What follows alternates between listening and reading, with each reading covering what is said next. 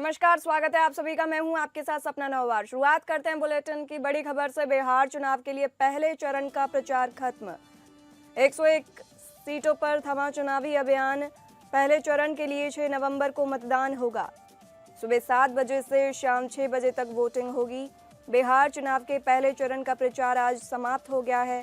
पहले चरण में बिहार के 18 जिलों की 121 सीटों के लिए मतदान होंगे। पहले चरण के लिए नेताओं ने भरपूर प्रचार प्रसार किया और विरोधियों पर तगड़ा हमला बोला। नेताओं ने अपना पाला बदला और सुरक्षित ठिकाने की तलाश में पुरानी पार्टियों को छोड़कर नई पार्टी ज्वाइन की। पहले चरण में जिन सीटों पर मतदान होगा उनमें से कुछ सीटें और कुछ सीटों के नेता काफी चर्चा में भी हैं।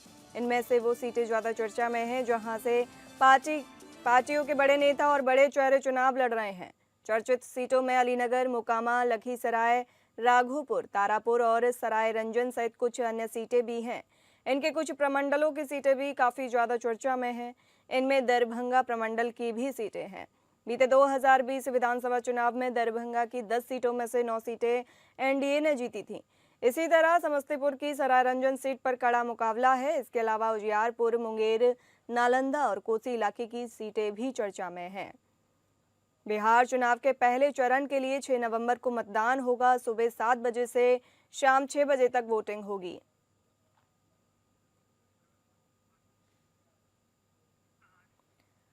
पटना जिले में कुल 5,665 बूथों पर वोटिंग होगी। सहायक मतदान केंद्रों की कुल संख्या 12 है। क्रिटिकल मतदान केंद्रों की संख्या 2,099 है। शहरी स्तर पर उम्मीद है कि वोटिंग प्रतिशत बढ़ेगा।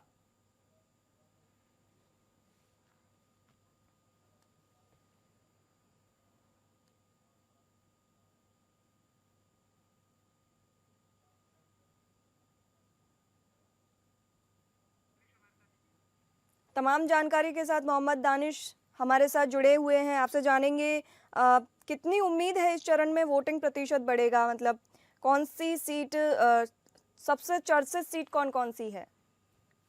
जी देखिए, बिहार विधानसभा चुनाव के प्रचार जो है कल शाम में 5 बजे बंद हो गए थे और इसके लेकर जो है कुल जो है 121 सीट पर मतदान होने हैं और उसमें जो है लगभग जो है 1314 जो उम्मीदवार है उनकी भविष्य जो है कल जो है सुबह से ही उनके लिए जो है वोटिंग होने शुरू हो जाएगी।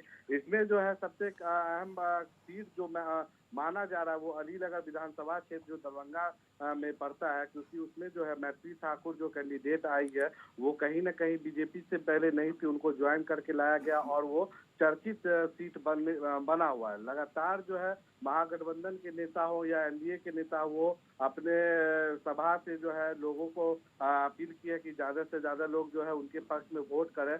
इधर जो है जितने भी डीएम है, जैसे पटना डीएम हो चाहे दरभंगा डीएम हो, मधुबनी हो, समस्तीपुर हो या नवादा हो, यहाँ के सभी के डीएम जो है जागरूकता अभियान के तहत जो है लगातार जो है लोगों से अपील किया है कि उन ज्यादा लोग घर से निकले और ज्यादा वोट प्रतिशत को बढ़ाए। साथ ही साथ जो है पटना में जो है कल रैपिडो सेवा भी जो है फ्री किया गया है, जिसमें जो है मतदान केंद्र तक जो जाएंगे तो इसके लिए भी जो है चुनाव आयोग ने करवाया है। साथ ही साथ इसमें जो है कल चुनाव आयोग ये डीएम की तरफ से ये भी कहा गया है कि जो भी लोग वोट गिराते हैं उनके जो सिनेमा हॉल की जो टिकट है उनको भी हाफ रेट पर दिया जाएगा। तो ये सब जो है लगातार जो है चुनाव आयोग जो है और डीएम जो है वो अपने तरफ से कोशिश कर रहे हैं कि ज्यादा से ज्यादा लोग घर से निकले और वोट करें और शांतिपूर्ण जो है वोट करें। इसमें जो है जितने भी प्रत्याशी हैं वो भी अपने लोगों से अपील कर रहे हैं कि उनको जो है ज्यादा से ज्यादा उनके पक्ष में वोट किया जाए। तो कल सुबह 6 बजे से ही जो है लगभग जो है वोटिंग शुरू हो जाएगी और शाम में 5-6 बजे तक जहां जो एरिया है उस एरिया वाइज से वहां पर टाइम रखा गया है। जी, सुरक्षा की क्या तैयारियां हैं? क्या सुरक्षा की व्यवस्था इस बार बेहतर की गई है? जी पहले से जो है पहले विधानसभा चुनाव से जो इस बार जो है सुरक्षा को जो है बहुत टाइट किया गया। पहले जो है 2 दिन पहले जो है बूथ पर पुलिसकर्मी बीएसएफ हो, एसएसबी हो या जो जितनी भी टीम रहती थी वो 2 दिन या 3 दिन पहले पहुंचे। तो इस बार जो है लगभग जो है देखा गया कि 7 से 8 दिन पहले ही जो है जितने भी टीम है, बीएसएफ हो, एसएसबी हो, बिहार पुलिस हो या जो टीम है वो सभी को जो है लगभग जो है 8 दिन पहले ही भेज दिया गया है। जो चेक पोस्ट है वो जो है हर जगह चेक पोस्ट बनाया गया है। इसमें जो है सभी लोगों की गाड़ी को लगातार चेक किया जा रहा है। कल भी जो है चुनाव के दौरान जो जो ये था उसमें जो है लगभग जो है जब्त की हुई जो राशि है लगभग पूरे बिहार में 26 लाख रुपया जो है चुनाव आयोग ने जब्त किया है। तो ये सब जो है लगातार जो है सुरक्षा से लेकर जो है जितना है वो चुनाव आयोग अपनी तरफ से कर रही है। जी, बहुत शुक्रिया मोहम्मद दानिश ये जानकारी देने के लिए।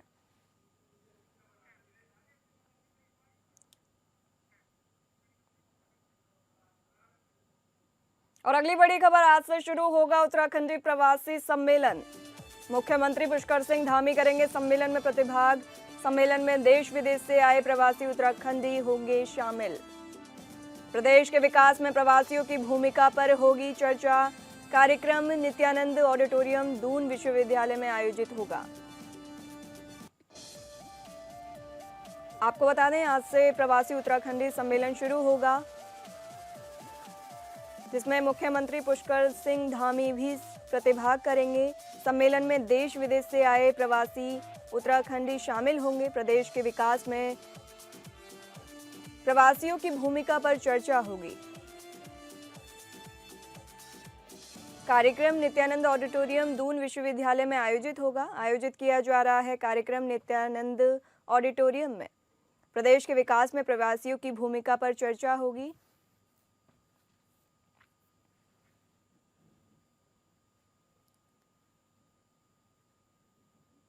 आज से शुरू होगा प्रवासी उत्तराखंडी सम्मेलन, जिसमें मुख्यमंत्री पुष्कर सिंह धामी भी प्रतिभाग करेंगे। सम्मेलन में देश विदेश से आए प्रवासी और उत्तराखंडी शामिल होंगे। प्रदेश के विकास में प्रवासियों की भूमिका पर चर्चा होगी। यह कार्यक्रम नित्यानंद ऑडिटोरियम दून विश्वविद्यालय में आयोजित किया जाएगा, जिसमें मुख्यमंत्री पुष्कर सिंह धामी भी प्रतिभाग करेंगे।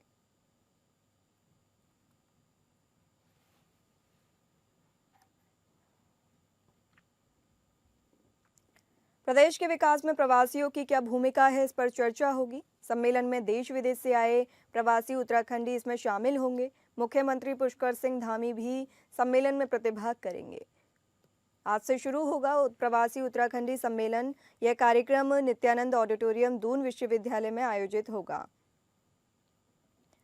जिसमें प्रदेश के विकास में प्रवासियों की क्या भूमिका है, प्रवासियों की भूमिका पर चर्चा होगी। सम्मेलन में देश विदेश से आए प्रवासी उत्तराखंडी शामिल होंगे, जिसमें मुख्यमंत्री पुष्कर सिंह धामी भी सम्मेलन में प्रतिभाग करेंगे।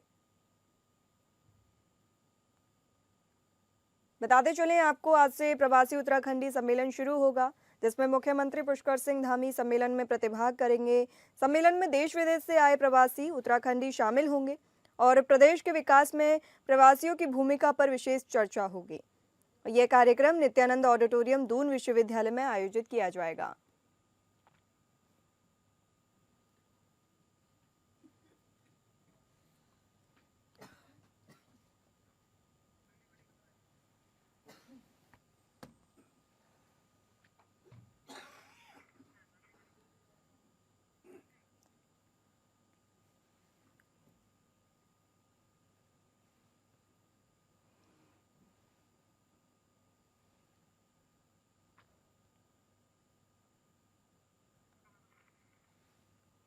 आपको बता दें कि आज से प्रवासी उत्तराखंडी सम्मेलन शुरू होगा, जिसमें मुख्यमंत्री पुष्कर सिंह धामी सम्मेलन में प्रतिभाग करेंगे।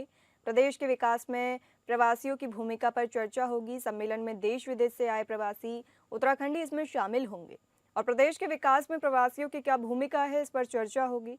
और यह कार्यक्रम नित्यानंद ऑडिटोरियम दून विश्वविद्यालय में आयोजित किया जाएगा, जिसमें मुख्यमंत्री पुष्कर सिंह धामी भी सम्मेलन में प्रतिभाग करेंगे।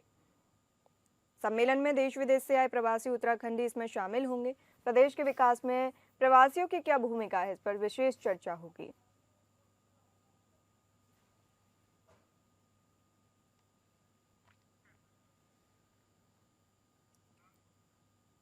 और अगली बड़ी खबर अयोध्या से है। कार्तिक पूर्णिमा का स्नान जारी है। पवित्र सरयू में कार्तिक पूर्णिमा का स्नान जारी। लाखों लोग इसमें डुबकी लगाएंगे। राम मंदिर में भी लगी कतारें। कार्तिक पूर्णिमा पर रामनगरी की आस्था शिखर को स्पर्श करती हुई नजर आई। लाखों श्रद्धालुओं ने सरयू में डुबकी लगाई। यह सिलसिला भोर से ही शुरू हुआ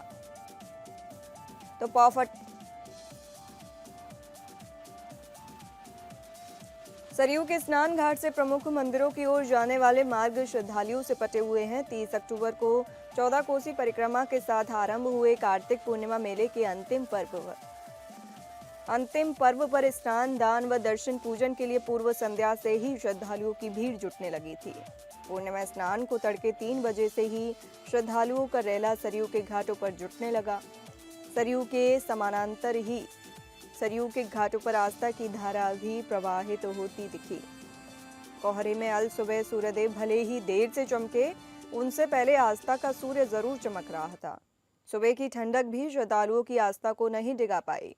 श्रद्धालुओं ने पावन सलीला में डुबकी लगाई और सरयू पूजन अर्थन के बाद गोदान की परंपरा का निर्वहन कर पुण्य लाभ अर्जित किया।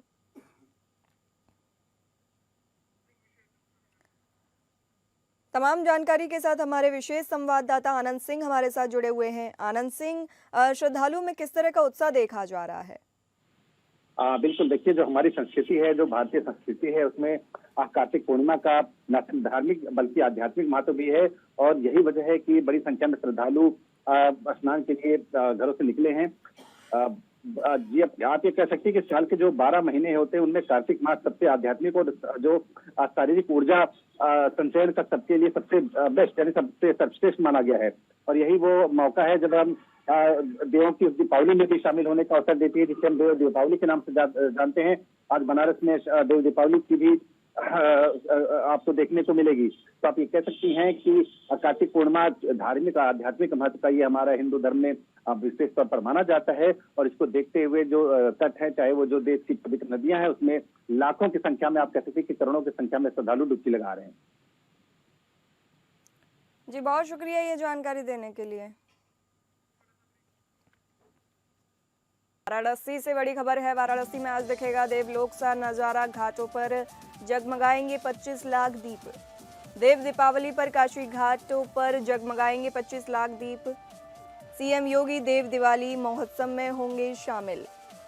काशी नगरी आज देव दीपावली के अवसर पर दुल्हन की तरह सजेगी। गंगा के दोनों तटों पर कुल 25 लाख दिए जलाकर श्रद्धालु देवताओं के स्वागत की तैयारी कर रहे हैं।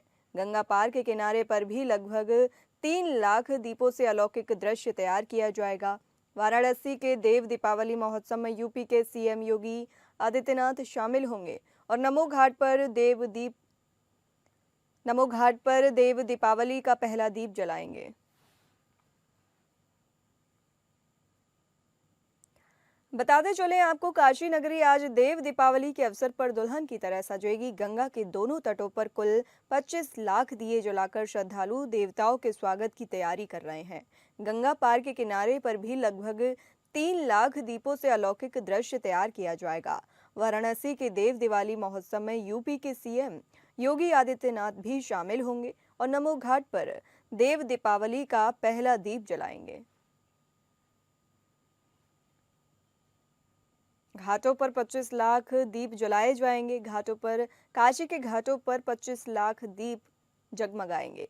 सीएम योगी भी इस महोत्सव में शामिल होंगे। गंगा के दोनों तटों पर कुल 25 लाख दिए जलाकर श्रद्धालु देवताओं के स्वागत की तैयारी कर रहे हैं। गंगा पार के किनारे पर भी लगभग 3 लाख दीपों से अलौकिक दृश्य तैयार किया जाएगा। तमाम जानकारी के साथ हमारे सहयोगी राजेश दुबे हमारे साथ जुड़े हुए हैं। राजेश, आपसे जानेंगे किस तरह का नजारा देखने वाला है आज? बता दें आपको कि नजारा जो है, घाटों की नजारा तो देखने योग्य है। यहाँ जो है जितने घाटे हैं वहाँ कल से ही सजावट जो है, कल सुबह से ही सजावट देखा जा रहा है। और आज जो है तरह तरह के बाहरी लोग विदेशी लोग काफी यहाँ दिखाई दे रहे हैं। आज जब मैं घाटों पे गया हूँ निरीक्षण करने के लिए, देखने के लिए कि घाटों की स्थिति क्या है, तो वहाँ ज्यादातर विदेशी और दक्षिण भारत के लोग, और उस सजावट देख करके, और गंगा जी के यहाँ सजावट तो और देखने लायक है। और यहाँ जो एक स्थितियां बनी हुई है कि रोडों पे चलना, पैदल चलना मुश्किल हो गया है देव दीपावली के दिन। और होटलों की स्थिति है कि होटल यहाँ लोग घूम रहे हैं और जो है रेलवे स्टेशन पर रहने के लिए मजबूर है, होटल नहीं मिल पा रहा है। और घाटों की स्थिति जो है काफी सुंदर दिखाई दे रहा है। और कल से ही लोग जो है घाटों पर इकट्ठा होकर घाटों की तस्वीर देख रहे हैं। जी, लोगों में किस तरह का उत्साह देखा जा रहा है? उत्साह देखा जा रहा है कि वहाँ जो घाटों के अगल बगल जिनके मकान है वो भी आज जो है पराग से पूरे मकानों पे जो चाहे मकान हो चाहे घाट हो देव दीपावली मनाया जा रहा है सब। और कल रात से ही आज रात से ही जो है वहाँ प्रत्येक घरों पे जो है घाट के जो अगल बगल जो गाँव घर है वहाँ सजावट देखी जा रही है कि घरों पर भी सजावट किया गया है और बत्तियां जो है चाहे इलेक्ट्रिक हो चाहे जो कृत्रिम बना हुआ हो सब जो है लाइट कल से ही जो है सजावट देखी जा रही है। जी बहुत शुक्रिया राजेश ये जानकारी देने के लिए।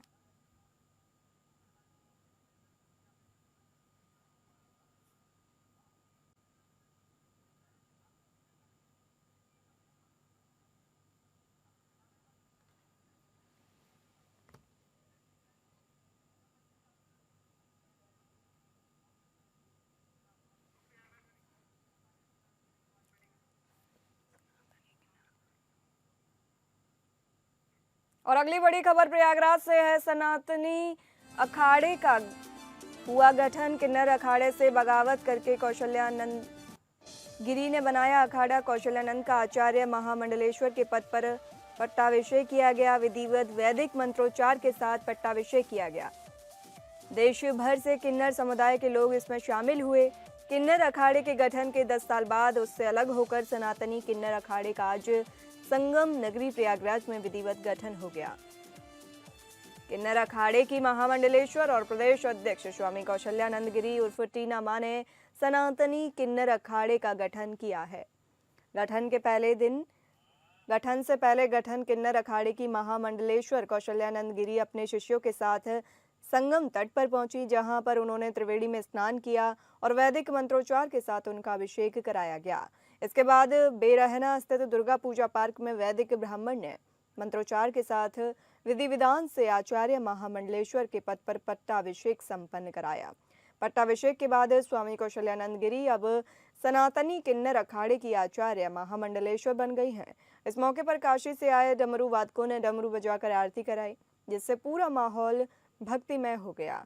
इस मौके पर किन्नरों ने नाचते गाते हुए जमकर खुशी मनाई। गौरतलब है कि किन्नर अखाड़े में महाकुंभ के दौरान महामंडलेश्वर बनाई गई पूर्व फिल्म अभिनेत्री ममता कुलकर्णी उर्फ यामाई ममता नंदगिरी के किन्नर अखाड़े में बढ़ते वर्चस्व को लेकर किन्नरों में नाराजगी चल रही थी।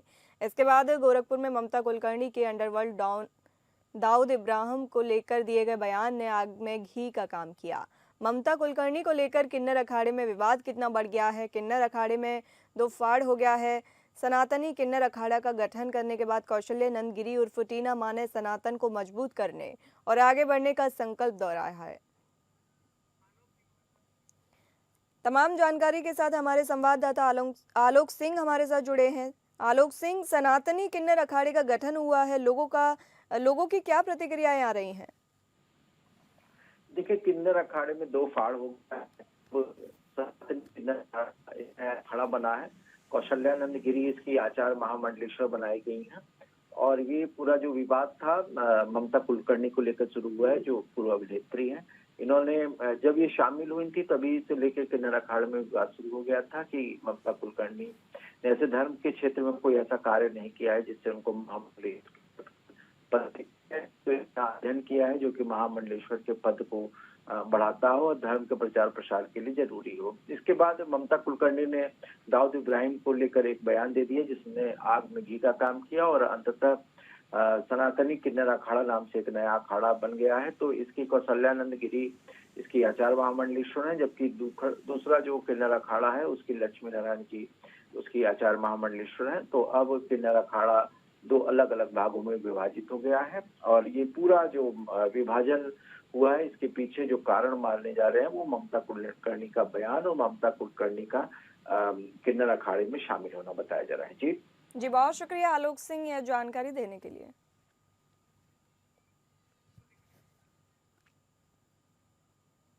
फिलहाल इस बुलेटिन में इतना ही। नमस्कार।